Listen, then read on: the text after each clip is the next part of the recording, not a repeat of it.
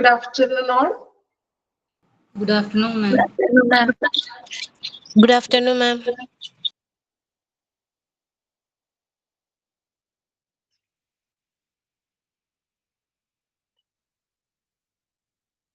Okay, നമുക്ക് class start ചെയ്യാം. Hospital administration എന്ന ചാപ്റ്റർ ആണ് നമ്മൾ എടുത്തുകൊണ്ടിരുന്നത്. അതില് അഡ്മിനിസ്ട്രേറ്റീവ്സിന്റെ റോൾസ് നോക്കിയായിരുന്നു. ദെൻ സ്കിൽസ്, ദെൻ ഹോസ്പിറ്റൽ അഡ്മിനിസ്ട്രേഷനെ കുറിച്ച് വീണ്ടും നമ്മൾ ഒരു പാരഗ്രാഫ് ആണ് വായിച്ചത്. അതിലെ ഫസ്റ്റ് പാരഗ്രാഫ് ആണ് നമ്മൾ ലാസ്റ്റ് വൺ കംപ്ലീറ്റ് ചെയ്തത്. ദെൻ സെക്കൻഡ് പാരഗ്രാഫ് ശ്രദ്ധിക്കുക കേട്ടോ. Hospital administrator coordinates all departments within a healthcare facility to make sure that they function as a whole. Hospital administrator എന്ന് പറഞ്ഞിട്ടുണ്ടെങ്കിൽ നമ്മൾ പറഞ്ഞു വൈഡ് റേഞ്ച് ഓഫ് ഡ്യൂട്ടീസും റെസ്പോൺസിബിലിറ്റീസ് അദ്ദേഹത്തിനുണ്ട്. സോ കോർഡിനേറ്റ് ഓൾ ഡിപ്പാർട്ട്മെന്റ്സ്, ഹോസ്പിറ്റലിലെ എല്ലാ ഡിപ്പാർട്ട്മെന്റ്സിനെയും കോർഡിനേറ്റ് ചെയ്ത് പ്രവർത്തിക്കുന്നു. ദെൻ അതിന്റെ പ്രവർത്തനങ്ങളൊക്കെ എങ്ങനെയുണ്ട്, ദെൻ ഉറപ്പാണോ, നല്ല പ്രവർത്തനങ്ങളാണോ അവർ കാഴ്ചവെക്കുന്നത് എന്നുള്ള കാര്യങ്ങളൊക്കെ അദ്ദേഹം നോക്കേണ്ടത് ഹോസ്പിറ്റൽ അഡ്മിനിസ്ട്രേറ്ററിന്റെ ചുമതലയാണ്.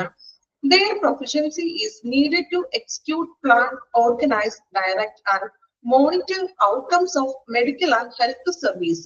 അതുപോലെ തന്നെ മെഡിക്കൽ ആൻഡ് ഹെൽത്ത് സർവീസിലെ പ്രവർത്തനങ്ങളൊക്കെ എന്ത് ചെയ്യണം, പ്ലാൻ ചെയ്യണം, അതിനെ എക്സിക്യൂട്ട് ചെയ്യാം, അതിനെ ഓർഗനൈസ് ചെയ്യണം, അതിനെ നടപ്പാക്കണം. അതുപോലെ തന്നെ എന്താണ് അതിന്റെ പ്രവർത്തനങ്ങളെ മോണിറ്റർ ചെയ്യുക, അതിന്റെ ഔട്ട്കംസുകളൊക്കെ മോണിറ്റർ ചെയ്യുക. Though the role of hospital administrators differ from one institution to the next. അല്ലെ, നമ്മൾ പറഞ്ഞു എല്ലാ ഹോസ്പിറ്റലുകളിലും ഹോസ്പിറ്റൽ അഡ്മിനിസ്ട്രേറ്റേഴ്സിന്റെ റോൾ എന്ന് പറഞ്ഞിട്ടുണ്ടെങ്കിൽ സെയിം ആയിരിക്കില്ല. അല്ലേ, നമ്മൾ പറഞ്ഞില്ലേ കഴിഞ്ഞ ക്ലാസ്സിൽ, ഓർക്കുന്നുണ്ടോ? വലിയ ഹോസ്പിറ്റൽ ആണെങ്കിലും ചെറിയ ഹോസ്പിറ്റൽ ആണെങ്കിലും അഡ്മിനിസ്ട്രേറ്ററിന്റെ റോൾസുകൾ വ്യത്യാസം ഉണ്ടാകും. അല്ലെ, വലിയ ഹോസ്പിറ്റൽ ആണെങ്കിലോ അവിടെ അഡ്മിനിസ്ട്രേറ്ററിന്റെ ഉത്തരവാദിത്തങ്ങൾ കുറച്ചുകൂടി കൂടുതലായിരിക്കും. അല്ലെ, ചെറുതാണെങ്കിൽ അത്രത്തോളം അവർക്ക് ഒരു ഡ്യൂട്ടിയും റെസ്പോൺസിബിലിറ്റീസ് ഒന്നും ഉണ്ടായിരിക്കില്ല.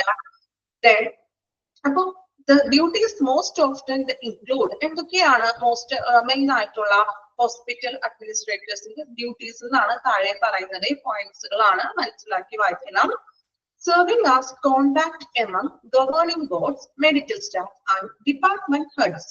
അല്ലെ, അതായത് ഇവർക്കിടയിലെല്ലാം ഒരു നല്ലൊരു എന്താ പറയാ ഒരു റിലേഷൻസ് ഉണ്ടായിരിക്കണം. സെർവിങ് ആസ് ആരൊക്കെയായിട്ടാണ്, ഗവേണിംഗ് ബോർഡ്സ് ആയിട്ടും മെഡിക്കൽ സ്റ്റാഫുകളായിട്ടും അതുപോലെ തന്നെ ഓരോ ഡിപ്പാർട്ട്മെന്റ് ഹെഡ്സുകൾ. അല്ലെ, ഇപ്പം ഓരോ ഡിപ്പാർട്ട്മെന്റിലും ആ ഡിപ്പാർട്ട്മെന്റ് ഹെഡ് ഉണ്ടാകും. സോ അവരായിട്ട് നല്ലൊരു ബന്ധം റിലേഷൻസ് കീപ്പ് ചെയ്യണം. ഇതെടുത്താണോ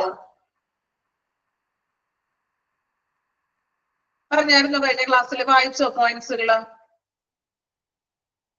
ഓക്കെ, ജസ്റ്റ് ഒന്ന് വായിക്കാം. പിന്നെ നമുക്ക് നെക്സ്റ്റ് പാരഗ്രാഫ് ആണോ എടുക്കാനുള്ളത്? ഹോസ്പിറ്റൽ അഡ്മിനിസ്ട്രേറ്റേഴ്സ് അത് തുടങ്ങിയാണോ ഇനി വരുന്നത്? ഓക്കെ, അപ്പൊ ഇനി വായിക്കണ്ടല്ലോ, കംപ്ലീറ്റ് ചെയ്യണോ? വായിച്ച് പോയിന്റ്സുകൾ ഒന്ന് ജസ്റ്റ് ഒന്ന് വായിച്ചു പോകാം കേട്ടോ, എന്തായാലും സ്റ്റാർട്ട് ചെയ്തതല്ലേ. Okay, then recruiting, hiring, assessing nurse, doctors and assistant administrators, organizing, directing, controlling and coordinating services as directed by the hospital board, supervising the creation and implementation of programs and policies for patient service, quality assurance, public relations, outreach and departmental activities, then advancing and expanding programs and services for scientific research and preventive medicines. Okay, പറഞ്ഞതാണ് പോയിന്റ്സുകൾ. Length കേട്ടോ, പെട്ടെന്ന് ഞാൻ അവിടെ വരെ points നിർത്തിയെങ്കിലാന്ന് വിചാരിച്ചു. Okay, അവിടെ വരെ നമ്മൾ ഓൾറെഡി എടുത്തു കഴിഞ്ഞതാണ്. ഇനി താഴെ തന്നിരിക്കുന്ന പാരഗ്രാഫ് നോക്കുക. Hospital administrators have to stay current on any laws and regulations that affect the health care or hospital industry. എന്താണ് പറയുന്നത്? അതായത് ഹോസ്പിറ്റലിനെ ബാധിക്കുന്ന രീതിയിൽ, അല്ലെ, ഹോസ്പിറ്റലിനെ അഫക്ട് ചെയ്യുന്ന രീതിയിൽ ഹോസ്പിറ്റലിനെ ബാധിക്കുന്ന നിയമങ്ങളും അതുപോലെ തന്നെ എന്താണ് മറ്റു നിയമങ്ങളും, ലോസ് ആൻഡ് റൂൾസ്, അല്ലെ, നിയമങ്ങളും ചട്ടങ്ങളും, ആ ഒരു നിയമങ്ങളും ചട്ടങ്ങളിലും ഈ ഒരു അഡ്മിനിസ്ട്രേറ്റർ ആ ഒരു മെഡിക്കൽ സാങ്കേതിക നിയമങ്ങളിലും അതുപോലെ തന്നെ എന്താണ് മെഡിക്കൽ ടെക്നോളജിക്കൽ പ്രോഗ്രസ്, അല്ലെ, അതായത് ഹോസ്പിറ്റലിൽ നമ്മൾ ഉപയോഗിക്കുന്ന ടെക്നോളജിക്കൽ പ്രോഗ്രസിലൊക്കെ ഒരു മേൽനോട്ടം, ഒരു സൂപ്പർവിഷൻ ഹോസ്പിറ്റൽ അഡ്മിനിസ്ട്രേറ്റേഴ്സ് ചെയ്തിരിക്കണം. As a business leader, hospital administrators must oversee. ഒരു ബിസിനസിന്റെ ലീഡർ എന്ന നിലയിൽ ഹോസ്പിറ്റലിൽ നമ്മളൊരു ബിസിനസ് ആയിട്ട് പറയുകയാണെങ്കിൽ സോ ബിസിനസ് ലീഡർ എന്ന നിലയിൽ ഹോസ്പിറ്റൽ അഡ്മിനിസ്ട്രേറ്റർ ഉറപ്പ് നൽകേണ്ട അല്ലെങ്കിൽ ആ ഹോസ്പിറ്റൽ അഡ്മിനിസ്ട്രേറ്റേഴ്സ് ചെയ്യേണ്ട കാര്യങ്ങൾ എന്തൊക്കെയാണെന്ന് പോയിന്റ്സുകളാണ് നോക്കാം. ലോങ് ടേം പ്ലാനിങ് അല്ലെ, ഹോസ്പിറ്റലിലെ ഓരോ പ്രവർത്തനങ്ങളെ കുറിച്ചിട്ടുള്ള ലോങ് ടേം പ്ലാനിങ് ചെയ്യണം. ഓപ്പറേറ്റിംഗ് ഒബ്ജക്റ്റീവ്സ് ആൻഡ് ബഡ്ജറ്റ്സ്, ഹോസ്പിറ്റലിലെ ലക്ഷ്യങ്ങൾ ഒബ്ജക്റ്റീവ്സിന് ഓപ്പറേറ്റ് ചെയ്യുക, അതുപോലെ തന്നെ എന്താണ് ലക്ഷ്യങ്ങൾ ബഡ്ജറ്റിന്റെ പ്രവർത്തനങ്ങൾ നോക്കാം. Then the systematic delivery of medical service, നമ്മൾ കൊടുക്കുന്ന മെഡിക്കൽ സേവനങ്ങൾ ഒരു സിസ്റ്റമാറ്റിക് ആയിട്ടുള്ള മെഡിക്കൽ സേവനങ്ങൾ കൊടുക്കണം. ഫിനാൻഷ്യൽ റിപ്പോർട്ട്സ് അല്ലെ, ഹോസ്പിറ്റലിലെ ഫിനാൻഷ്യൽ റിപ്പോർട്ട്സുകൾ തയ്യാറാക്കാം. ഹോസ്പിറ്റൽ പോളിസി ചേഞ്ചസ്, ഹോസ്പിറ്റൽ പോളിസികളിൽ മാറ്റങ്ങൾ വരുത്തുക. ഇതെല്ലാം ഹോസ്പിറ്റൽ അഡ്മിനിസ്ട്രേറ്റേഴ്സിന്റെ ഡ്യൂട്ടിയാണ്. നമ്മൾ ഈ ഒരു ചാപ്റ്ററിൽ കംപ്ലീറ്റ് ആയിട്ട് പഠിക്കുന്നത് ഈ ഹോസ്പിറ്റൽ അഡ്മിനിസ്ട്രേറ്റേഴ്സിന്റെ ഡ്യൂട്ടികളും അവരുടെ റെസ്പോൺസിബിലിറ്റീസ് ആണ്. Okay, then their strong interpersonal skills are needed when overseeing and mentoring staff, interacting with the community and cooperating with governing bodies. Governing boards, അതായത് ഒരു മെയിൻ ആയിട്ടും ഒരു സ്ട്രോങ് ഇന്റർപേഴ്സണൽ സ്കിൽസ് ഉണ്ടായിരിക്കണം. എന്താ ഇന്റർപേഴ്സണൽ സ്കിൽസ് എന്ന് പറഞ്ഞിട്ടുണ്ടെങ്കിൽ interpersonal skills ഉണ്ടായിരിക്കണം എന്ന്, അതായത് പരസ്പരം എന്താ പറയാ ഒരു വ്യക്തിപരമായിട്ടുള്ള അല്ലെങ്കിൽ എന്താണ് ഒരു മീൻസ് മറ്റുള്ളവരോട് പെരുമാറാനും, ഇപ്പൊ നമ്മുടെ കൂടെ വർക്ക് ചെയ്യുന്ന സ്റ്റാഫുകളോടാണെങ്കിൽ നമുക്ക് മുകളിൽ ഉയർന്ന ഗവർണിംഗ് ബോർഡ്സ് പോലുള്ള അങ്ങനെ എല്ലാവരുമായിട്ട് കോർപ്പറേറ്റ് ചെയ്യാനായിട്ടുള്ള ഒരു സ്കിൽസ് അദ്ദേഹത്തിന് ഉണ്ടായിരിക്കണം. അല്ലെ, സമൂഹവുമായിട്ട് ഇടപെട്ടിരുന്ന ആ ഒരു ജീവനക്കാർ, അവിടെയുള്ള സ്റ്റാഫുകളും ആ ഒരു സ്റ്റാഫുകളുടെയൊക്കെ മേൽനോട്ടം വഹിക്കണം. മെന്ററിങ് ചെയ്യാന്ന്, മാർഗനിർദ്ദേശങ്ങളൊക്കെ ഗൈഡ് ലൈൻസ് ഒക്കെ നമുക്ക് അവർക്ക് പറഞ്ഞു കൊടുക്കാം. അതുപോലെ തന്നെ മറ്റ് ഗവർണിംഗ് ബോർഡ്സ് ആയിട്ട് സഹകരിച്ചൊക്കെ വേണം പ്രവർത്തിക്കുവാൻ. അതുപോലെ തന്നെ വ്യക്തിപരമായിട്ടുള്ള പല കഴിവുകളും അദ്ദേഹത്തിന് ഉണ്ടായിരിക്കണം. അത്രയും ഭാഗം ഒന്ന് വായിച്ചു നോക്കാം കേട്ടോ. ഈ പോയിന്റ്സുകൾ ഒന്ന് നോക്കി വെക്കണേ, ഇമ്പോർട്ടന്റ് ആണ്.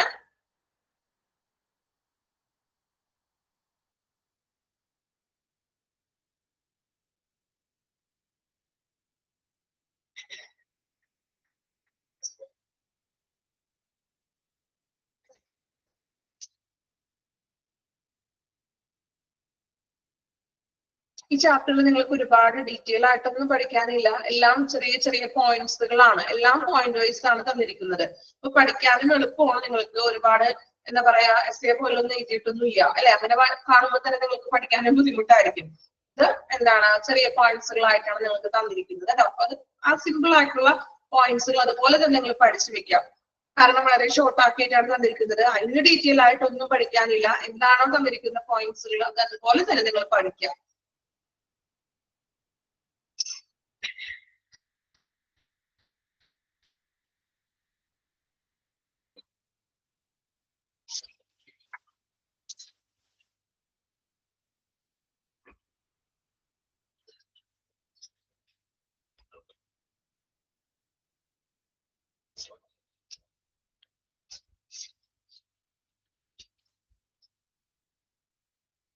ഓക്കെ, കംപ്ലീറ്റ് ചെയ്തില്ലേ? അത്രയും ഭാഗം വായിച്ചു എല്ലാവരും?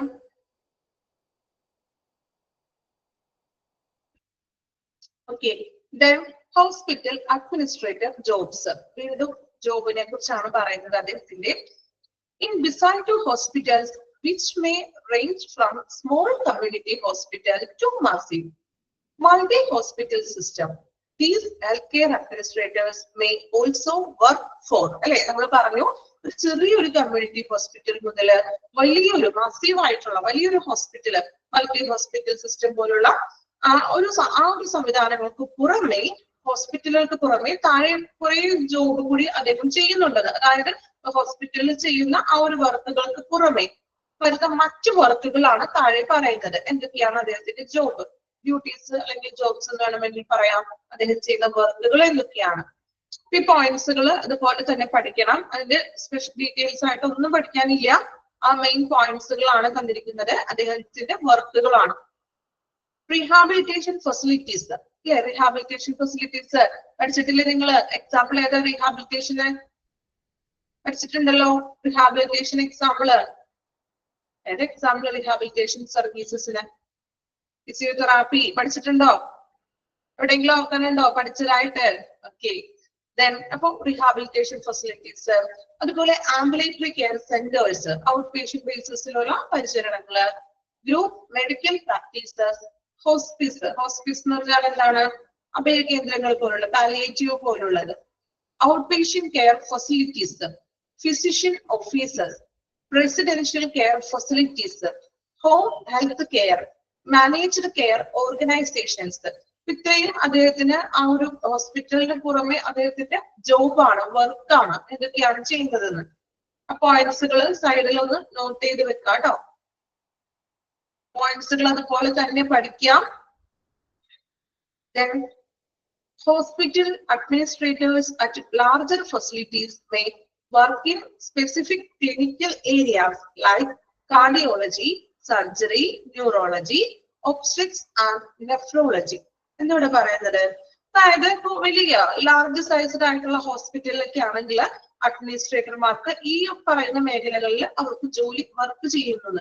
അതായത് ഇപ്പൊ വലിയ ഹോസ്പിറ്റൽ ആകുമ്പോൾ ഹോസ്പിറ്റൽ അഡ്മിനിസ്ട്രേറ്റേഴ്സ് തന്നെ ഓരോ ഡിപ്പാർട്ട്മെന്റിലായിട്ട്, ഇപ്പൊ കാർഡിയോളജിയില്, അതുപോലെ സർജറി, ന്യൂറോളജി, ഒബ്സ്ട്രിക്സ്, നെഫ്രോളജി, ഈ വിഭാഗത്തിൽ ഇവർക്ക് വർക്ക് ചെയ്യാവുന്ന. ഇപ്പോ അല്ലാതെ ചെറിയൊരു ഹോസ്പിറ്റൽ ആണെങ്കിൽ ടോട്ടലി എല്ലാ ഡിപ്പാർട്ട്മെന്റ്സിനും കൂടി ചിലപ്പോൾ ഒരു അഡ്മിനിസ്ട്രേറ്റർ ആയിട്ടും കാര്യങ്ങൾ ചുമതല വഹിക്കുന്നത്. കുറച്ചും കൂടി ലാർജ് സൈസിലാവുമ്പോൾ അവിടെ സെപ്പറേറ്റ് ഡിഫറെന്റ് ആയിട്ടുള്ള ഓരോരോ ഡിപ്പാർട്ട്മെന്റ്സുകൾ ഉണ്ടാകും. ഇപ്പൊ കാർഡിയോളജി, സർജറി ഒക്കെ പോലുള്ളത്. സോ ഈ വിഭാഗങ്ങളിൽ, ഈ മേഖലകളിൽ അവർക്ക് ജോലി ചെയ്യാനായിട്ട് സാധിക്കും. Hospital administrators at smaller facility, അല്ലോ താഴെ smaller ഫെസിലിറ്റിയിലാണെങ്കിൽ may supervise different department like finance, education, research and personnel. Personnel എന്ന് പറഞ്ഞാൽ എംപ്ലോയീസിന്റെ കാര്യങ്ങളിലും റിസർച്ചിനും എഡ്യൂക്കേഷനും ഫിനാൻസ് ഇതിനൊക്കെ സൂപ്പർവൈസ് ചെയ്യുകയാണ് സ്മോൾ ഫെസിലിറ്റിയിൽ ചെയ്യുന്നത്. ഓക്കെ, ക്ലിയർ ആണോ?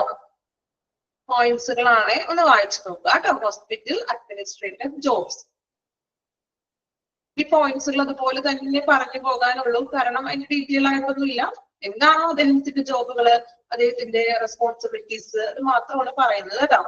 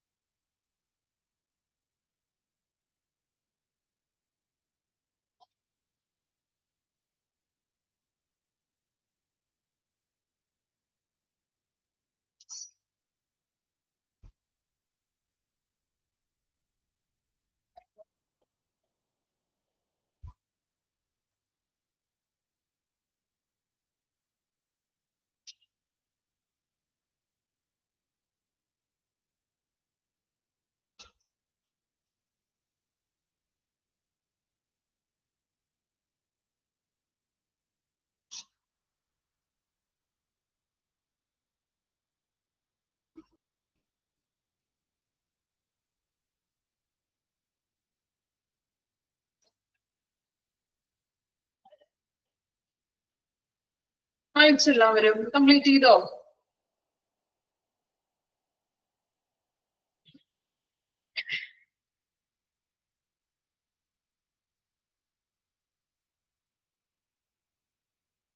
Okay, then next നോക്കാം. Just a few of the titles of hospital administrators may possess include. അതൊരു hospital അഡ്മിനിസ്ട്രേറ്റർമാർക്ക് ഈ താഴെ പറയുന്ന ആ ഒരു ജോലിയും കൂടി, ആ ഒരു പൊസിഷനും കൂടി നിർവഹിക്കാനായിട്ട് സാധിക്കുന്നത്. ഈ ഹോസ്പിറ്റൽ അഡ്മിനിസ്ട്രേറ്റർമാർക്ക് ഈ താഴെ പറയുന്ന എല്ലാ പൊസിഷൻസും നിർവഹിക്കാനായിട്ട് സാധിക്കും. ഓരോ പൊസിഷൻസുകളാണ് താഴെ പറയുന്നത്. കുറച്ച് പോയിന്റ് ഔട്ട് ചെയ്ത് തന്നിട്ടുണ്ട്.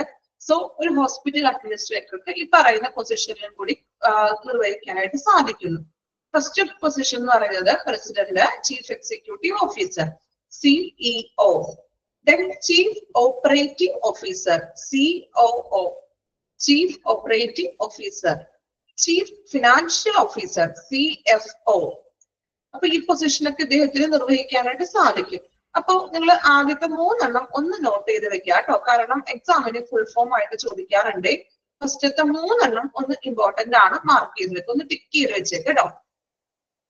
ആദ്യത്തെ 3 ഒന്ന് ടിക്ക് മാർക്ക് ചെയ്ത് വെക്കാം. ഓക്കെ, ടിക്ക് ചെയ്ത് എല്ലാവരും.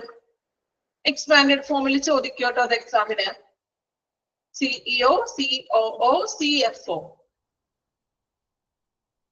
ഓക്കെ, ദെൻ വീണ്ടും അദ്ദേഹത്തിന് നിർവഹിക്കാവുന്ന മറ്റ് പൊസിഷനുകളാണ് hospital administrator, associate executive director, then director of human resources, recruitment specialist, vice president of quality, hospital operations administrator, compliance educator, director of nursing, director of clinical operations, assistant director of finance, director of population health, director of patient care executives. അപ്പോൾ ഈ പറയുന്ന എല്ലാ പൊസിഷനും ഈ ഒരു hospital അഡ്മിനിസ്ട്രേറ്റർക്ക് നിർവഹിക്കാനായിട്ട് സാധിക്കും.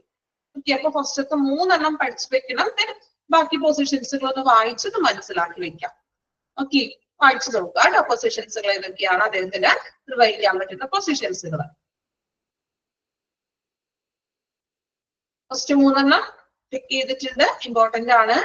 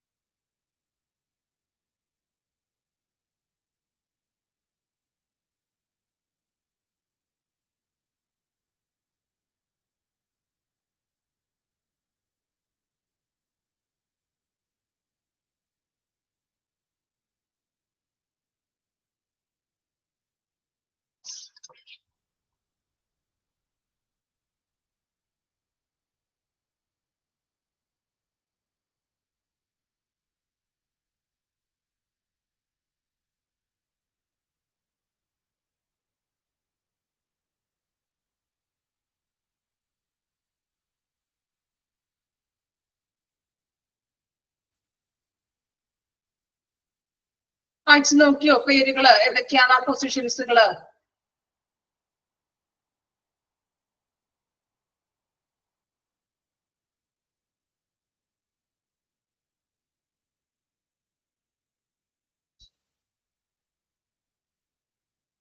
Okay, then next one, functions of hospital administrator. ഹോസ്പിറ്റൽ അഡ്മിനിസ്ട്രേറ്ററിന്റെ functions എന്തൊക്കെയാണ്? ഇമ്പോർട്ടന്റ് ആണ്, മനസ്സിലാക്കി പഠിച്ചാൽ മതി. പാട്ടൊന്നും പഠിക്കണ്ട, മനസ്സിലാക്കി വായിച്ച് പഠിച്ചു വെക്കുക. Then functions of hospital administration. എന്തൊക്കെയാണ് അദ്ദേഹത്തിന്റെ functions?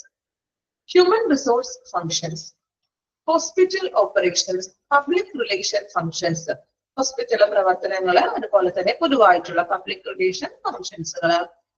Then formulation of policies and implementation.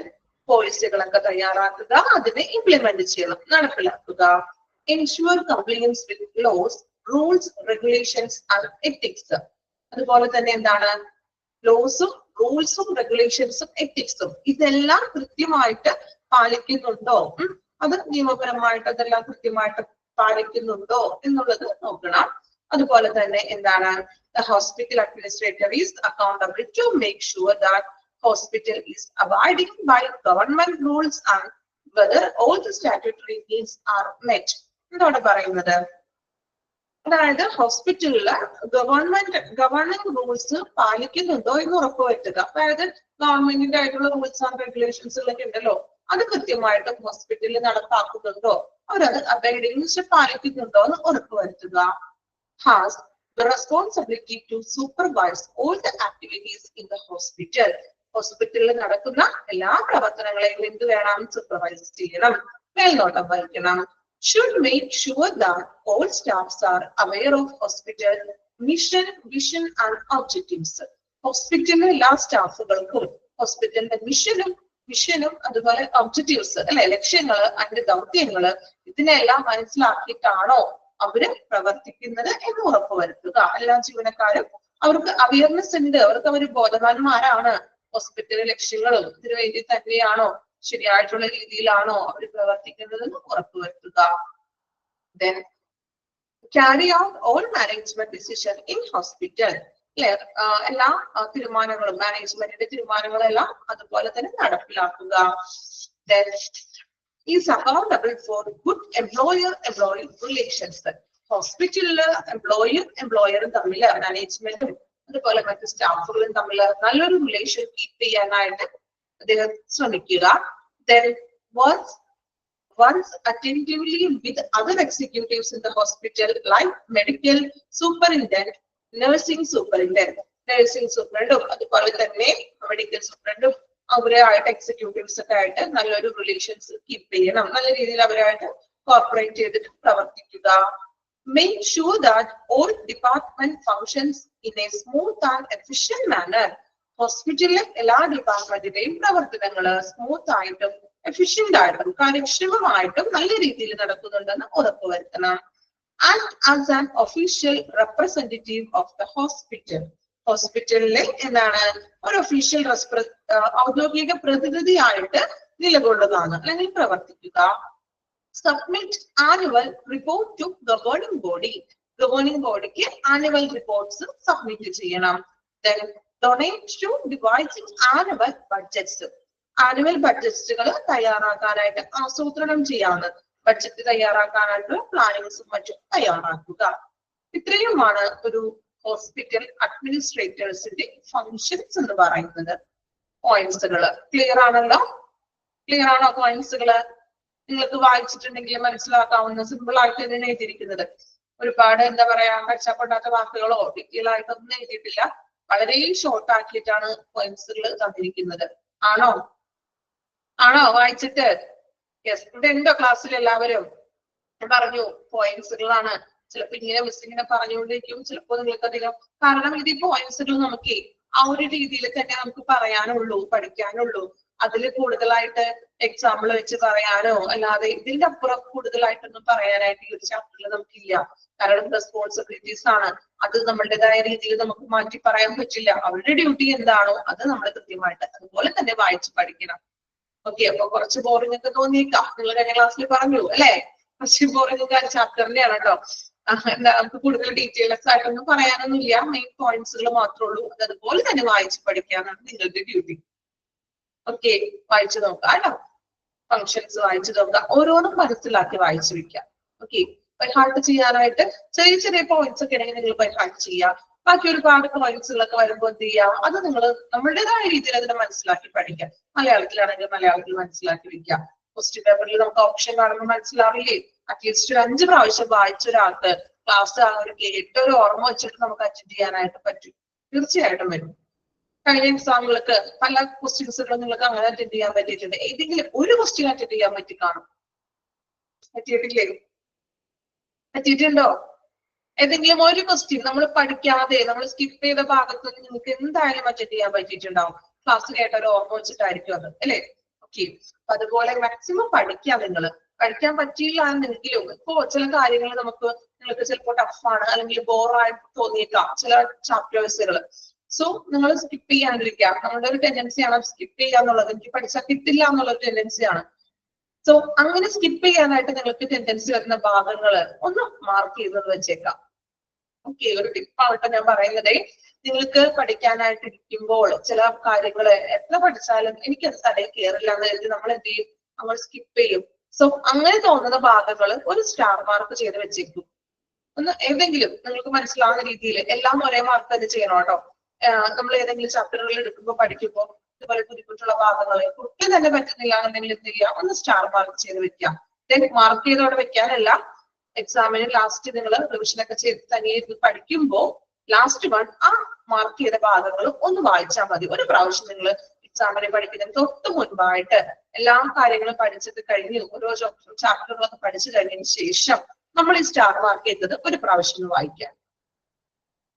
Okay, ചെയ്ത് നോക്കുവോ? അങ്ങനെ നോക്കില്ലേ? ഓക്കെ, സ്കിപ്പ് ചെയ്യാനേ ടെൻഡൻസി വന്നവരോടാണ് ഞാൻ പറയുന്നത്. കംപ്ലീറ്റ് പഠിക്കാൻ പറ്റുന്നതാണെങ്കിൽ നിങ്ങൾ പഠിച്ചോളൂ. ഇനി ഇതുപോലെ ചില എന്തെങ്കിലും ടഫ് ആയിട്ടുള്ള ഏരിയകൾ വരുമ്പോൾ ഇങ്ങനെ ഒന്ന് ചെയ്യാം. ഓക്കെ, വായിച്ച് കംപ്ലീറ്റ് ചെയ്യാം കേട്ടോ. പോയിന്റ്സുകൾ വായിക്കാം.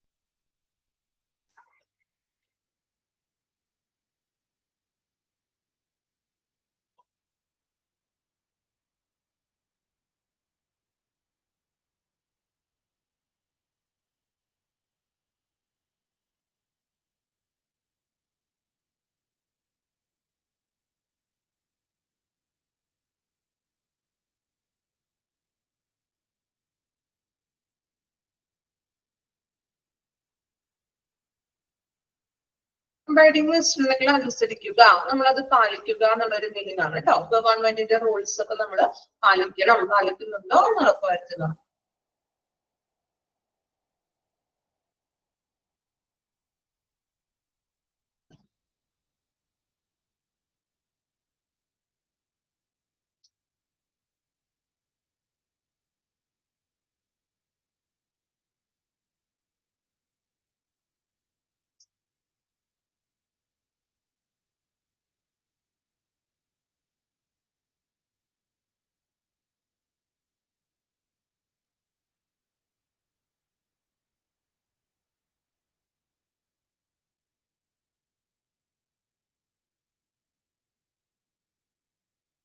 പോയിന്റ്സുകൾ മനസ്സിലാക്കി വായിക്കണേ.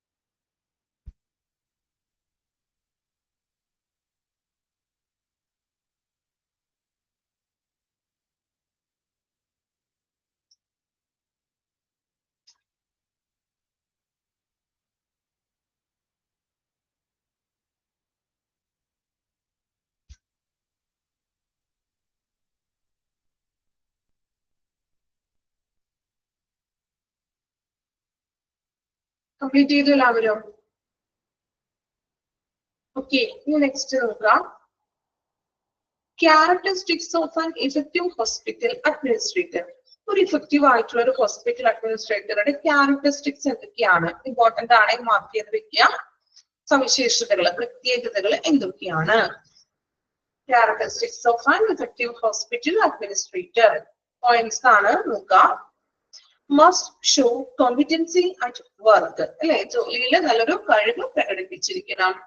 Must be sensitive to organisations and staff problems and requirements. ഓർഗനൈസേഷന്റെയും സ്റ്റാഫുകളുടെയും പ്രശ്നങ്ങളും ആവശ്യങ്ങളെ കുറിച്ചിട്ട് ഒരു സെൻസിറ്റീവ് ആയിട്ട് പെരുമാറണം. സെൻസിറ്റീവ് ആവാന്ന് വെച്ചാൽ എന്താണ്? ഒരു അവരുടേതായിട്ടുള്ള രീതിയിൽ ഒരു സപ്പോർട്ടീവ് ആയിട്ടും മറ്റും പെരുമാറുക. Then has the capacity to foresee and plan. Foresee എന്ന് വെച്ചാൽ എന്താണ്? മുൻകൂട്ടി ആസൂത്രണം ചെയ്യാനായിട്ടുള്ള ഒരു കഴിവുണ്ടായിരിക്കണം എന്ന്. ചില കാര്യങ്ങളൊക്കെ ചില ആൾക്കാർ ഓൾറെഡി മുൻകൂട്ടി പ്ലാൻ ചെയ്യും. വരാനിരിക്കുന്ന വിപത്തുകൾ എന്തൊക്കെയാണ്, അല്ലെങ്കിൽ ഇനി വരാവുന്നത് നമ്മള് ചാലഞ്ചസിലേക്ക് നമുക്ക് നേരിടാനായിട്ടുള്ളതും അങ്ങനെ മുൻകൂട്ടി നമ്മൾ എന്ത് ചെയ്യുക, പ്ലാൻ ചെയ്യാനായിട്ടുള്ള ഒരു കഴിവ് ഇദ്ദേഹത്തിനുണ്ടായിരിക്കണം. Has the ability to produce new and creative ideas. അതുപോലെ തന്നെ പുതിയ ആശയങ്ങളൊക്കെ പ്രൊഡ്യൂസ് ചെയ്യാനും തിങ്ക് ചെയ്യാനായിട്ടുള്ള ഒരു കഴിവ് ഉണ്ടായിരിക്കണം. Has the capacity to coordinate, organize and distribute resources. റിസോഴ്സസുകളെ ഡിസ്ട്രിബ്യൂട്ട് ചെയ്യാനും ശരിയായിട്ടുള്ള രീതിയിൽ അതിനെ കോർഡിനേറ്റ് ചെയ്യണം. അതുപോലെ തന്നെ അതിനെ ഓർഗനൈസ് ചെയ്തിരിക്കണം. അതിനുള്ളൊരു കഴിവ് ഉണ്ടായിരിക്കുക. Must be able to delegate work and make efficient use of his or her own time. അല്ലെ, must be able to delegate work, അല്ലെ, അതായത് വർക്കുകൾ, ജോലി, ഓരോരുത്തർക്കും ഓരോ ജോലികൾ ഡെലിഗേറ്റ് ചെയ്യാന്ന് വെച്ചാൽ ഓരോരുത്തരുടെ ഉത്തരവാദിത്തങ്ങൾ, അല്ലെ, ഡ്യൂട്ടീസ് ഏൽപ്പിക്കാനും. അതുപോലെ തന്നെ make efficient use of his or her own time. അവന്റെ സമയം അത് എഫിഷ്യന്റ് ആയിട്ട് യൂട്ടിലൈസ് ചെയ്യാനും അറിഞ്ഞിരിക്കണം. Ability to pursue and develop people. പീപ്പിൾസിനെ, അതായത് അവന്റെ ഒപ്പമുള്ള സ്റ്റാഫുകളെ പെർസ്യൂ ചെയ്യാന്ന് വെച്ചാൽ പ്രേരിപ്പിക്കുകയാണ്. അതായത് വർക്കൊക്കെ നല്ല രീതിയിൽ ചെയ്യാനും നല്ല കാര്യങ്ങൾ ചെയ്യാനായിട്ട് പ്രേരിപ്പിക്കുകയും പിന്നെ അവരുടെ വികസനം, ഡെവലപ്പ് ഓഫ് പീപ്പിൾ, അല്ലെ, അവരുടെ വികസനത്തിനും കൂടി ഉള്ളൊരു കഴിവുണ്ടായിരിക്കണം. മീൻസ് അവർക്ക് ജോലി ചെയ്യാനും അവരുടെ ഡെവലപ്മെന്റിന് വേണ്ടിയിട്ടൊക്കെ പ്രവർത്തിക്കുക. Should be a good communicator. നല്ലൊരു കമ്മ്യൂണിക്കേഷൻ ആയിരിക്കണം. ഇപ്പൊ സ്റ്റാഫുകളുടെ കാര്യങ്ങളൊക്കെ അറിയാനും അവരുടെ നീഡ്സ് മനസ്സിലാക്കാനും അവരുടെ കാര്യങ്ങൾ കേൾക്കാനുമായിട്ടുള്ള നല്ലൊരു ഗുഡ് കമ്മ്യൂണിക്കേറ്റർ, എന്താ, പരസ്പരം ഒരു നല്ലൊരു കമ്മ്യൂണിക്കേഷൻ ഉണ്ടായിരിക്കണം. ഇത്രയുമാണ് characteristics of an effective hospital administrator. പോയിന്റ്സുകൾ ക്ലിയർ ആണല്ലോ? റിപ്പീറ്റ് ചെയ്യണോ ഇനി ക്യാരക്ടറിസ്റ്റിക്സ്? വായിച്ചു നോക്കുക കേട്ടോ. എന്തെങ്കിലും ഡൗട്ട്സ് എന്തെങ്കിലും ചോദിച്ചോളൂ, വായിച്ചു നോക്കുക കേട്ടോ. പോയിന്റ്സുകൾ സൈഡിൽ മാർക്ക് ചെയ്യാം. ക്യാരക്ടറിസ്റ്റിക്സ് ഇമ്പോർട്ടന്റ് ആണ്, എക്സാമിന് ചോദിക്കാറുള്ള ക്വസ്റ്റ്യൻ ആണ്. സോ വായിക്കുക ശ്രദ്ധയോടുകൂടി.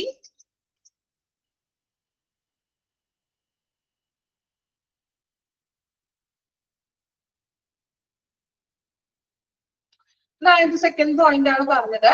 ഇപ്പോ ഹോസ്പിറ്റലിലെ ഓർഗനൈസേഷന്റെ ആണെങ്കിലും സ്റ്റാഫുകളുടെ ആണെങ്കിലും പ്രശ്നങ്ങളോ ആവശ്യങ്ങളോ അതിനെല്ലാം ഒരു സെൻസിറ്റീവ് മോഡ് മീൻസ് അതൊരു മനസ്സിലാക്കാൻ കഴിയണമെന്ന്. മനസ്സിലാക്കിയപ്പോ ആവശ്യങ്ങൾ നിറവേറ്റാനോ അല്ലെങ്കിൽ ഇപ്പൊ പ്രശ്നങ്ങൾ ഉണ്ടെങ്കിൽ അതിനൊരു സൊല്യൂഷൻ ഒക്കെ കാണാനോ കഴിഞ്ഞിരിക്കണം. അല്ലാതെ ഇപ്പൊ അവരുടെ പ്രശ്നങ്ങൾ പറയുമ്പോൾ അത് മൈൻഡ് ചെയ്യാതെ കേൾക്കാതിരിക്കുക അങ്ങനെയല്ല, അത് കേട്ടുകൊണ്ട് അവരുടെ ആവശ്യങ്ങൾ എന്താണോ അത് നിറവേറ്റി കൊടുക്കുക. ഇനി എന്തെങ്കിലും പ്രശ്നങ്ങൾ ഉണ്ടെങ്കിൽ അതിനുള്ളൊരു സൊല്യൂഷനെ കൂടി കാണാം.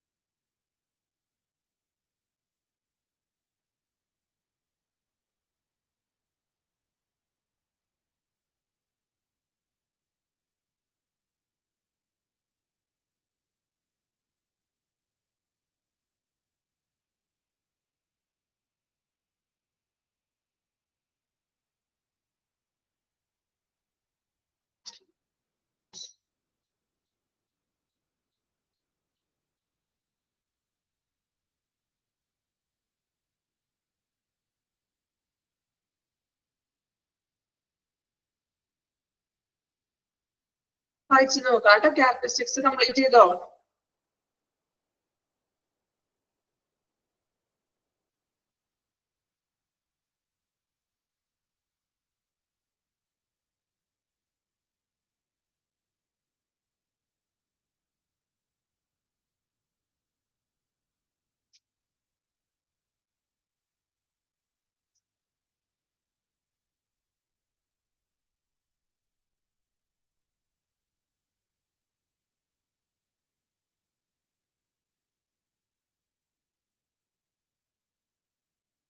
Model questions. ടെക്സ്റ്റ് ബുക്ക് നന്നായിട്ട് പഠിക്കാതെ നമ്മളുടെ മോക്ക് ടെസ്റ്റുകൾ കൃത്യമായിട്ട് പഠിച്ചു പോകുക. ദെൻ വേറെ സിമ്പിൾ ആയിരിക്കും എക്സാം.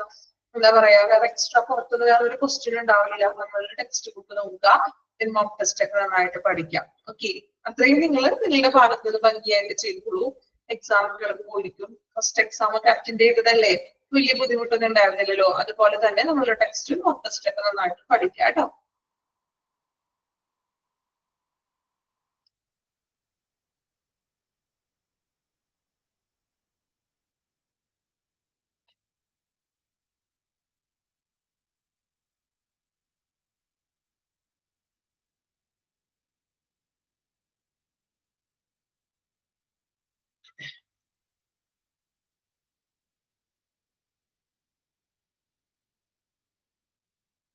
മാർക്ക് ചെയ്തോ? ഇമ്പോർട്ടന്റ് ആണെന്ന് അടയാളപ്പെട്ട മാർക്ക് ചെയ്ത് വെക്കാം characteristics.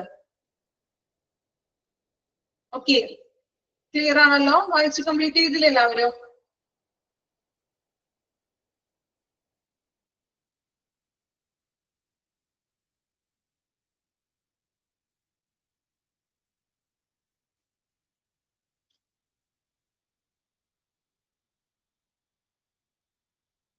Okay, next one billing specialist. കഴിഞ്ഞിട്ട് നമ്മുടെ ചാപ്റ്റർ ചെറിയൊരു ചാപ്റ്റർ ആയിരുന്നു.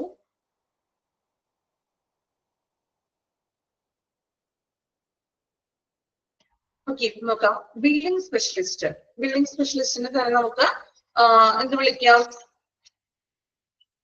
ബില്ലിംഗ് ക്ലർക്ക് എന്ന് പറയും കേട്ടോ. സൈഡിൽ ഒന്ന് എഴുതി വെക്കാം. Or billing clerk. താഴെ പറയുന്നുണ്ട് billing specialist or billing clerk. Okay, billing specialist centers on preparing bills and invoices. Billing specialist ആണ് ബില്ല് പ്രിപ്പയർ ചെയ്യുന്നതും ഇൻവോയ്സസ് പ്രിപ്പയർ ചെയ്യുന്നതും. എന്താ ഇൻവോയ്സസ് എന്ന് പറഞ്ഞാല് എന്തെങ്കിലും പഠിച്ചിട്ടുണ്ടോ നിങ്ങള്? പർച്ചേസിംഗിന്റെ ഇവിടെ പഠിച്ചിട്ടുണ്ടോ? കഴിഞ്ഞോ ചാപ്റ്റേഴ്സുകള്? ഇൻവോയ്സ് പഠിച്ചിട്ടുണ്ടോ എവിടെയെങ്കിലും? ഓർക്കണില്ല ഇൻവോയ്സ്? അതായത് നമ്മൾ പർച്ചേസ് ചെയ്യുന്ന ഒരു ലിസ്റ്റ് ആണ്. ഇപ്പൊ നമ്മൾ സാധനങ്ങളൊക്കെ ഹോസ്പിറ്റലിൽ വാങ്ങിക്കുന്നതും അതിന്റെ എമൗണ്ട്സും കാര്യങ്ങളൊക്കെയാണ് ഇൻവോയ്സ് എന്ന് പറയുന്നത്. സോ ബില്ല് പ്രിപ്പയർ ചെയ്യണം, ഇൻവോയ്സസ് തയ്യാറാക്കാം, അതുപോലെ മെയിൻറ്റെയിനിങ് ഫിനാൻഷ്യൽ റെക്കോർഡ്സ്, ഹോസ്പിറ്റലിലെ സാമ്പത്തിക ഇടപാടുകളുടെ റെക്കോർഡ്സ് ഒക്കെ മെയിൻറ്റെയിൻ ചെയ്യണം, looking over contracts and updating data bases as requirements അല്ലെ. അതുപോലെ തന്നെ ഡാറ്റാ ബേസുകളിലേക്ക് ആവശ്യമായിട്ടുള്ള കാര്യങ്ങളൊക്കെ അപ്ഡേറ്റ് ചെയ്യണം. കരാറുകൾ, കോൺട്രാക്ട്സുകളൊക്കെ ഉണ്ടാവുമല്ലോ ഹോസ്പിറ്റലില്, ഓരോ വർക്കുകളുടെ കരാറുകൾ. സോ അതെല്ലാം കൃത്യമായിട്ട് ചെയ്യുന്നുണ്ടോ എന്ന് നോക്കാം. Then the job also necessitates seeing to it that all information is entered correctly and making financial reports. അതുപോലെ തന്നെ എന്താണ് നെസസിറ്റീസ് എന്ന് പറഞ്ഞിട്ടുണ്ടെങ്കിൽ അനിവാര്യമാണെന്നുള്ള ഒരു മീനിങ് ആണ്. എല്ലാ കാര്യങ്ങളും കറക്റ്റ് ആയിട്ട് വേണം, കൃത്യമായിട്ട് വേണം നമ്മൾ എൻട്രി ചെയ്യുവാൻ ഫിനാൻഷ്യൽ റിപ്പോർട്ട്സിൽ. അതിൽ തെറ്റുകളൊന്നും വരാൻ പാടില്ല. Then while their role is often overlooked owing to its back-end nature, അല്ലെ, ഒരു ബിൽഡിംഗ് എന്ന് പറഞ്ഞിട്ടുണ്ടെങ്കിൽ അത് ബാക്ക് ഓഫീസ് ആയിട്ടാണ് നമ്മൾ കരുതുന്നത് അല്ലെ. നമ്മൾ പറയും ബാക്ക് ഓഫീസ് ഡ്യൂട്ടി ആണ്. അതുകൊണ്ട് നമ്മൾ അതിന് എന്താ പറയാ ഒരു അവഗണിക്കുകയാണ് ശരിക്കും നോർമൽ ആയിട്ട് ചെയ്യുന്നത്. മീൻസ് ഒരു ബാക്ക് ഓഫീസ് വർക്ക് എന്നുള്ള രീതിയിലാണ് നമ്മൾ അതിനെ അവഗണിക്കുന്നത് അല്ലെ. സോ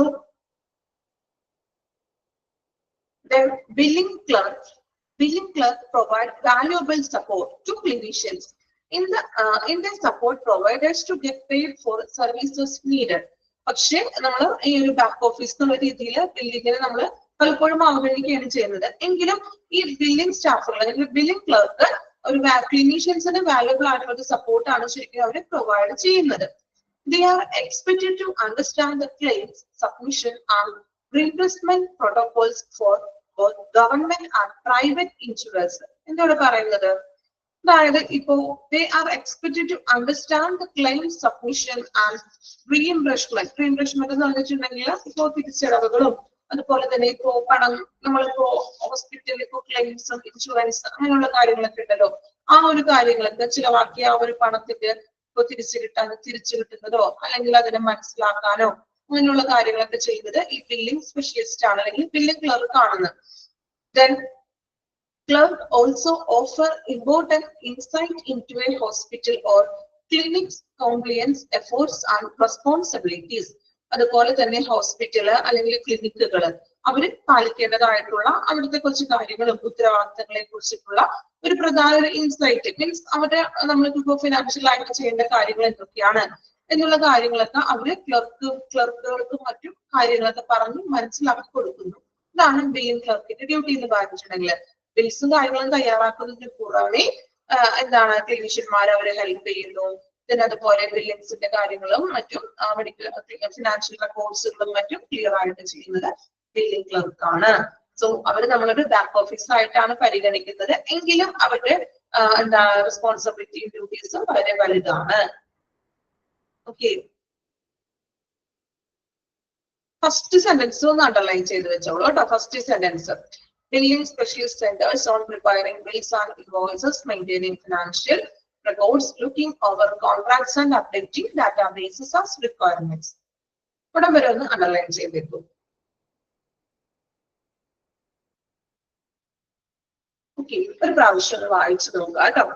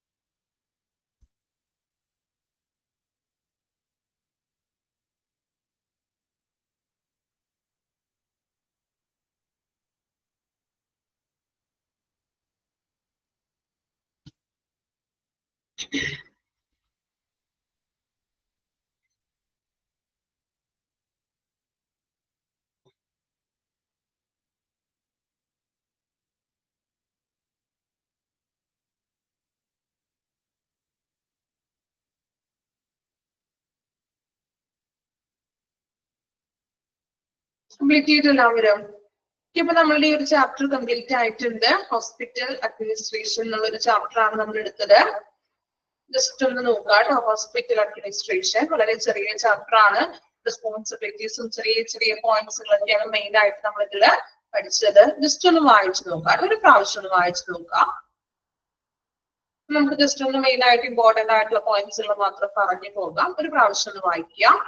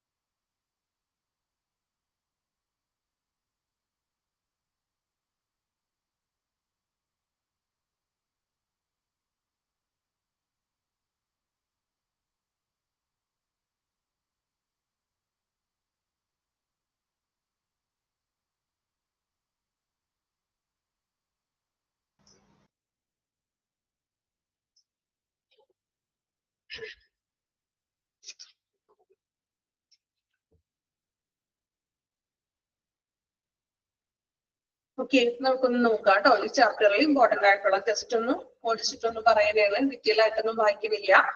ദെൻ അപ്പോ ഫസ്റ്റ് വൺ നമ്മൾ നോക്കി. അഡ്മിനിസ്ട്രേറ്റർ എന്നൊരു ടേം ഒറിജിനേറ്റ് ചെയ്തിരിക്കുന്നത് ലാറ്റിൻ വേർഡ് ആയിട്ടുള്ള അഡ്മിനിസ്ട്രേറ്റർ ആണ്.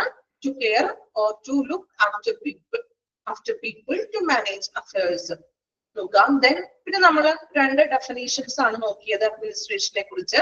ഒന്ന് ഹെർബർട്ട് എ സൈമന്റെയും ദെൻ ലൂതർ ഗർലിക്കിന്റെയും. സോ രണ്ടുപേരുടെയും ഡെഫിനേഷൻ ഇമ്പോർട്ടന്റ് ആണ്, അണ്ടർലൈൻ ചെയ്തിട്ടുണ്ട് നമ്മള്. ദെൻ വീണ്ടും നമ്മൾ ഹോസ്പിറ്റൽ അഡ്മിനിസ്ട്രേറ്റേഴ്സിന്റെ കുറച്ച് ഡ്യൂട്ടീസുകളാണ് ആ പോയിന്റ്സ് പാരഗ്രാഫുകളിൽ പഠിച്ചത്.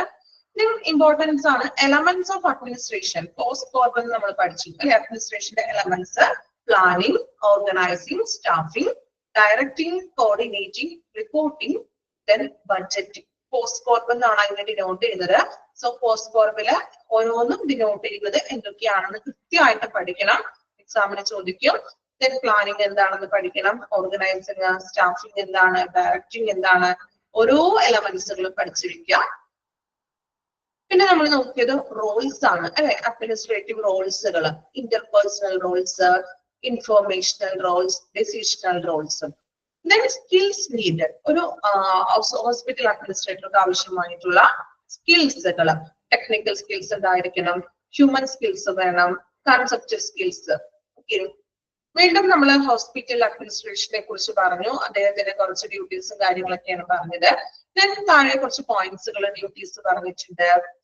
ദെൻ വീണ്ടും കുറച്ച് ഡ്യൂട്ടീസ് ആണ്, ഓവർസീ ചെയ്യേണ്ട കാര്യങ്ങൾ എന്തൊക്കെയാണ്. ദെൻ ഹോസ്പിറ്റൽ അഡ്മിനിസ്ട്രേറ്ററിന്റെ ജോബ്സ് എന്ന് പറഞ്ഞു കൊടുത്തിട്ടുണ്ട്. ആ പോയിന്റ്സുകൾ നിങ്ങൾ അതുപോലെ പഠിച്ചു വെക്കുക. പിന്നെ നമ്മൾ പറഞ്ഞു പൊസിഷനുകൾ, ആ ഹോസ്പിറ്റൽ അഡ്മിനിസ്ട്രേഷനിൽ വഹിക്കാൻ പറ്റുന്ന മറ്റു പൊസിഷൻസുകൾ. ദെൻ അതിൽ ഫസ്റ്റ് 3 ഇമ്പോർട്ടന്റ് ആണെന്ന് പറഞ്ഞു. എക്സ്പാൻഡഡ് ഫോംസ് ആണ്. Chief executive officer CEO, then chief operating officer COO, then chief financial officer CFO, then hospital administrator, associate executive director, then director of human resources, recruitment specialist, vice president of quality, hospital operation administrator, compliance educator, director of nursing, director of clinical operations, assistant director of finance, director of population health, director of patient care services. Okay, ഫസ്റ്റത്തെ 3 compulsory ആയിട്ട് പഠിക്കാം. നിങ്ങൾ താഴെ വായിച്ചു നോക്കുക. പിന്നെ നമ്മൾ important ആയിട്ട് പറഞ്ഞു ഫങ്ഷൻസ് അല്ലെ, കുറച്ചധികം ഫങ്ഷൻസുകൾ ഉണ്ട്. മനസ്സിലാക്കി പഠിക്കുക, ബൈഹാർട്ട് ഒന്നും വേണ്ട, മനസ്സിലാക്കി പഠിച്ചിരിക്കുക ഫങ്ഷൻസുകൾ ഏതൊക്കെയാണ്. വീണ്ടും നമ്മൾ ക്യാരക്ടറിസ്റ്റിക്സ് ആണ് പറഞ്ഞത്. വെരി വെരി ഇമ്പോർട്ടന്റ് ആണ്, എക്സാമിന് പ്രീവിയസ് ചോദിച്ചിട്ടുള്ളതാണ്. ക്യാരക്ടറിസ്റ്റിക്സുകൾ പഠിക്കണം. എന്തൊക്കെയാണ് പോയിന്റ്സുകൾ, വളരെ സിമ്പിൾ ആയിട്ടാണ് കൊടുത്തിരിക്കുന്നത്, ഇതിൽ കൂടുതൽ ഷോർട്ട് ആക്കാൻ പറ്റില്ല. then ലാസ്റ്റ് വൺ നമ്മൾ billing specialist or billing clerk. Okay, ഇത്രയും ഭാഗങ്ങളാണ് നമ്മൾ ഈ ഒരു ചാപ്റ്ററിൽ പഠിച്ചത്. എളുപ്പമല്ലേ ചാപ്റ്റർ? കുറച്ച് പോയിന്റ്സുകൾ അധികം പഠിക്കണമെന്നുള്ളൂ, അല്ലാതെ ഒരുപാട് എന്താ പറയാ പഠിക്കാൻ ബുദ്ധിമുട്ടുള്ള കാര്യങ്ങളൊന്നല്ല. മാക്സിമം ഷോർട്ട് ആക്കി പോയിന്റ് ഔട്ട് ചെയ്താണ് ഇരിക്കുന്നത്. ഓക്കെ, ഇതിന് പഠിക്കാന്നുള്ളത് നിങ്ങളുടെ ഡ്യൂട്ടിയാണ്. ഓക്കെ, പിന്നെ നമുക്ക് ഈ ചാപ്റ്റർ കഴിഞ്ഞിട്ടേ നെക്സ്റ്റ് അടുത്തൊരു ചാപ്റ്റർ ജസ്റ്റ് ഒന്ന് നമുക്ക് പറഞ്ഞു വെക്കാം, തുടങ്ങി വെച്ചിട്ട്. അതില്ല തേർഡ് മോഡ്യൂളിൽ തന്നെ ഹ്യൂമൻ റിസോഴ്സ് മാനേജ്മെന്റ് എന്ന് പറഞ്ഞൊരു ചാപ്റ്റർ ഉണ്ട്. എടുത്തിട്ടുണ്ടോ? ഏതെങ്കിലും ടീച്ചേഴ്സ് എടുത്തോ? ഹ്യൂമൻ റിസോഴ്സ് മാനേജ്മെന്റ് എടുത്തായിരുന്നോ? ഇല്ല. ഓക്കെ, ചാപ്റ്റർ 3 അല്ലേ ടെക്സ്റ്റ് ബുക്കിലെ? ചാപ്റ്റർ 3 നോക്കാം.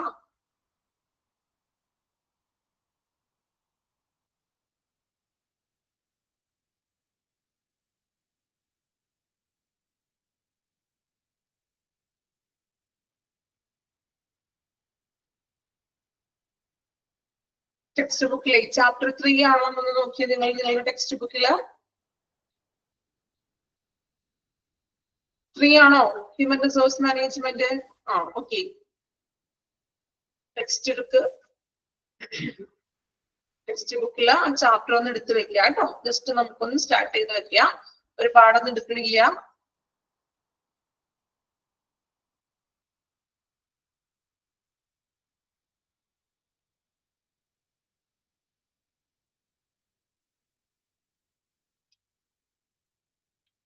അത്യാവശ്യം വലിയൊരു ചാപ്റ്റർ തന്നെയാണ്, അത്ര വലുതല്ല എങ്കിലും പോയിന്റ്സുകളെല്ലാം കുറച്ചധികം പഠിക്കാനായിട്ടുണ്ട്.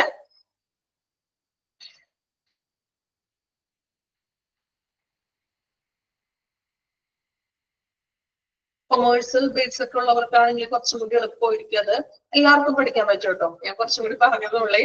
കൊമേഴ്സ് ബേസ്ഡ് ഒക്കെ ഉള്ളവർക്കാണെങ്കിൽ ഹ്യൂമൻ റിസോഴ്സ് ഒക്കെ നിങ്ങൾ പഠിച്ചിട്ടുണ്ടാവും, already പഠിച്ചിട്ടുണ്ടാവും.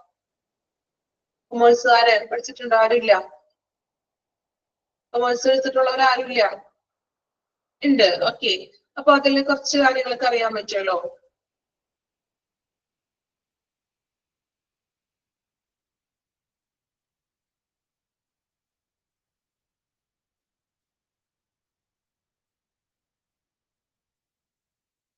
Okay, chapter 3 human resource management. അപ്പോ ഇനി ഹ്യൂമൻ റിസോഴ്സ് മാനേജ്മെന്റ് മനുഷ്യ വിഭവശേഷി. യെസ്, പ്രോപ്പർ മലയാളം പറയണമെങ്കിൽ മനുഷ്യ വിഭവശേഷി. HRM എന്ന് പറഞ്ഞുകൊണ്ട് കോഴ്സ് ഒക്കെ ഉണ്ട്, അറിയോ? HRM-നെ കുറിച്ച് ഡീറ്റെയിൽ ആയിട്ടൊക്കെ പഠിക്കാനായിട്ട് HRM കോഴ്സസുകളൊക്കെ ഉണ്ട് അല്ലെ? ഹ്യൂമൻ റിസോഴ്സ് മാനേജ്മെന്റ്, അതിനെ കുറിച്ച് അതിനെ സ്പെഷ്യലൈസ് ചെയ്തിട്ടുള്ള കോഴ്സസുകളുണ്ട്. അതുപോലെ തന്നെ ഹോസ്പിറ്റലുകളിലാണെങ്കിലും മറ്റെവിടെയാണെങ്കിലും HRM ഡിപ്പാർട്ട്മെന്റ് ഉണ്ട് ഓരോ ഓർഗനൈസേഷൻസിലും. കേട്ടിട്ടുണ്ടോ നിങ്ങൾ? HRM പൊസിഷനിലൊക്കെ നമുക്ക് വർക്ക് ചെയ്യാം അല്ലെ? നോക്കാം. അപ്പോ മനുഷ്യ വിഭവശേഷി എന്ന് നിങ്ങൾ പറഞ്ഞു. ഇനി എന്തൊക്കെയാണ് റിസോഴ്സസ് എന്ന് പറഞ്ഞിട്ടുണ്ടെങ്കിൽ ഏതൊക്കെയാണ് റിസോഴ്സസുകൾ?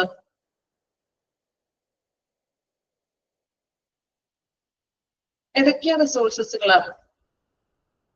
സ്റ്റാഫ്. ഓക്കെ, വേറെ എന്തൊക്കെയാണ്?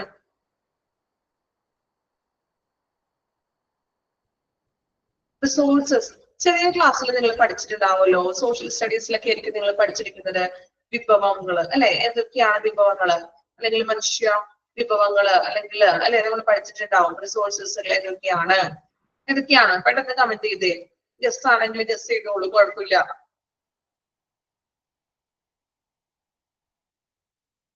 എന്തൊക്കെയാണ് റിസോഴ്സസുകള്? ഹ്യൂമൻ അല്ലെ? മനുഷ്യനുണ്ട്. മെൻ മെൻ എന്തൊക്കെയാണ് അല്ലെ? മനുഷ്യനുണ്ട് അല്ലെ? മാൻ ഉണ്ട്, ക്യാപിറ്റൽ ഉണ്ട്, അതുപോലെ തന്നെ മെഷീനറി ഉണ്ട്, മണി ഉണ്ട് അല്ലെ? മൂലധനം വേണം, പണം വേണം അല്ലെ? ഇതൊക്കെയാണ് നമ്മളുടെ ഹ്യൂമൻ റിസോഴ്സസ് എന്ന് പറയുന്നത്. ഈ ഒരു ചാപ്റ്ററിൽ നമ്മൾ ഹ്യൂമൻ റിസോഴ്സസിന്റെ ഒരു ഔട്ട്ലൈൻ ആണ് നമ്മൾ പഠിക്കാൻ പോകുന്നത്. HRM എന്ന് പറയുന്നത് എന്താണ്, അതിലെന്തൊക്കെയാണ് വരുന്നത്, അതിന്റെ ഇമ്പോർട്ടൻസ് എന്തൊക്കെയാണ്, ഇത്രയും കാര്യങ്ങളൊക്കെയാണ് നമ്മൾ ഈ ചാപ്റ്ററിൽ. കുറച്ച് ഡെഫിനിഷൻസുകൾ പഠിക്കാനുണ്ട്, ഹ്യൂമൻ റിസോഴ്സസ് എന്താണെന്നതിനെ കുറിച്ച്, അതുപോലെ തന്നെ അതിന്റെ ക്യാരക്ടറിസ്റ്റിക്സുകള്, പിന്നെ കുറച്ച് അധികം പഠിക്കാനായിട്ടുണ്ട്. ചെറിയ പോയിന്റ്സുകൾ മാത്രമല്ല, ഡീറ്റെയിൽ ആയിട്ട് ഒരുപാട് പഠിക്കാനുണ്ട്. നല്ല രീതിയിൽ നമ്മൾ സമയം സ്പെൻഡ് ചെയ്ത് പഠിക്കേണ്ട ഒരു കാര്യം തന്നെയാണ് ഈ ഒരു ചാപ്റ്റർ. ഓക്കെ, ജസ്റ്റ് ഒന്ന് സ്റ്റാർട്ട് ചെയ്ത് വെക്കണുള്ളൂ. In order to achieve the organizational goals, which are most likely to be multiple, a well-run organization devises a set of rules, sometimes called policies, programs, rules, regulations, procedures, or guidelines. In order to achieve the organizational goals, ഒരു organisation ആകുമ്പോൾ ആ ഒരു ഓർഗനൈസേഷന്റെ goals, ലക്ഷ്യങ്ങൾ ഉണ്ടാകും അല്ലെ. ഒരു സ്ഥാപനത്തിന് ആ സ്ഥാപനത്തിൻ്റെതായിട്ടുള്ള ലക്ഷ്യങ്ങൾ ഉണ്ടാകും. Then which are most likely to multiple well-run organization devise set of rules. അല്ലെ, നമ്മള് ആ ലക്ഷ്യങ്ങള് ഏതൊരു സ്ഥാപനത്തിനാണെങ്കിലും കുറച്ച് ലക്ഷ്യങ്ങൾ ഉണ്ടാകും. സോ ഈ ലക്ഷ്യങ്ങൾ നിറവേറ്റാൻ വേണ്ടിയിട്ട് നമ്മള് കുറച്ച് സെറ്റ് ഓഫ് റൂൾസുകളും പോളിസീസുകളും പ്രോഗ്രാംസുകളും ഇതെല്ലാം കൊണ്ടുവരും, ഗൈഡ് ലൈൻസുകൾ. എങ്കിൽ മാത്രമേ ആ ഒരു ലക്ഷ്യത്തിലോട്ട് എത്താനായിട്ട് സാധിക്കുകയുള്ളൂ. ഏതൊരു പ്രവർത്തനമാണെങ്കിലും അല്ലെ, അതിന് നമുക്ക് കുറച്ച് റൂൾസ് ആൻഡ് റെഗുലേഷൻസ് വെക്കും, അതിന് നിബന്ധനകൾ വെക്കും, അതിന് റെഗുലേഷൻസുകൾ വെക്കും, കുറച്ച് ഗൈഡ് ലൈൻസുകൾ തരും. എങ്കിൽ മാത്രമേ ആ ഒരു ഓർഗനൈസേഷന്റെ ഗോള് അവിടെ അച്ചീവ് ചെയ്യാനായിട്ട് നമുക്ക് സാധിക്കുകയുള്ളൂ. അല്ലാതെ ഒരു പ്ലാനിംഗ് ഉള്ള ഒരു ഓർഗനൈസേഷൻ, ഒരു സ്ട്രക്ചർ ഒന്നും ഇല്ലാതെ ഒരു ഓർഗനൈസേഷനും അവരുടെ ലക്ഷ്യത്തിലോട്ട് എത്താനായിട്ട് സാധിക്കില്ല. Then 4 types of resources is that organization are, കണ്ടോ, ഒരു ഓർഗനൈസേഷൻസിലെ ആ ഒരു ഓർഗനൈസേഷന്റെ 4 type റിസോഴ്സസ് ആണ് പറയുന്നത്. Money, material, machinery and men. Human resources ആണ് കേട്ടോ. നോക്കാം, money, material, machinery and men. Underline ചെയ്യാം കേട്ടോ. 4 types resources in an organization. ഒരു ഓർഗനൈസേഷനിലെ 4 റിസോഴ്സസ് ആണ്. Money, material, machinery and men. 4M നമുക്ക് വേണമെങ്കിൽ പഠിക്കാം അല്ലെ. 4M ആണ് money, material, machinery and men. Okay, an organization cannot accomplish their objectives without human efforts. അല്ലെ, ഒരു ഓർഗനൈസേഷനും അവരുടെ ഒബ്ജക്റ്റീവ് മനുഷ്യന്റെ ഹ്യൂമൻ എഫേർട്സ് ഇല്ലാതെ അത് അച്ചീവ് ചെയ്യാനായിട്ട് സാധിക്കില്ല. Managing human component is the vital and most important task, because all else depends on how well it is done. അപ്പോ മനുഷ്യന്റെ പ്രവർത്തനം ഇല്ലാതെ ഒരു ഓർഗനൈസേഷനും അതിന്റെ ലക്ഷ്യങ്ങളിലോട്ട് എത്താനായിട്ട് സാധിക്കില്ല. സോ ഈ ഹ്യൂമൻസിന്റെ പ്രവർത്തനങ്ങൾ, മനുഷ്യ പ്രവർത്തനങ്ങളെ മാനേജ് ചെയ്യാനായിട്ട് കഴിയണം. ഈ മാനേജ് ചെയ്യുന്ന ആ ഒരു പ്രോസസ്സ് കാര്യങ്ങളെയാണ് നമ്മൾ എന്ത് വിളിക്കുന്നത്, ഈ ഹ്യൂമൻ റിസോഴ്സ് മാനേജ്മെന്റ് എന്ന് വിളിക്കുന്നത്. ഓക്കെ, ഫസ്റ്റ് 2 പാരഗ്രാഫ് ഒന്ന് വായിച്ചു നോക്കാം കേട്ടോ. 2 ചെറിയ കുഞ്ഞു പാരഗ്രാഫാണ് നമ്മൾ എടുത്തിരിക്കുന്നത്. ഒന്ന് വായിച്ചു നോക്കാം.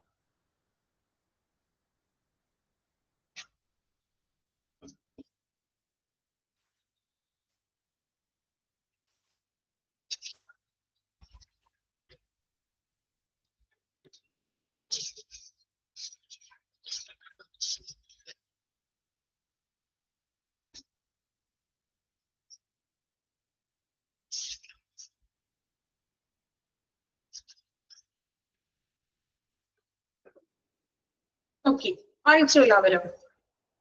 അവിടെ ഒന്ന് നോട്ട് ചെയ്ത് വെച്ചോളൂ കേട്ടോ, ഒന്ന് മാർക്ക് ചെയ്ത് വെക്കാം. ഫസ്റ്റത്തെ 2 കുഞ്ഞു പാരഗ്രാഫാണ് നമ്മൾ വായിച്ചത്.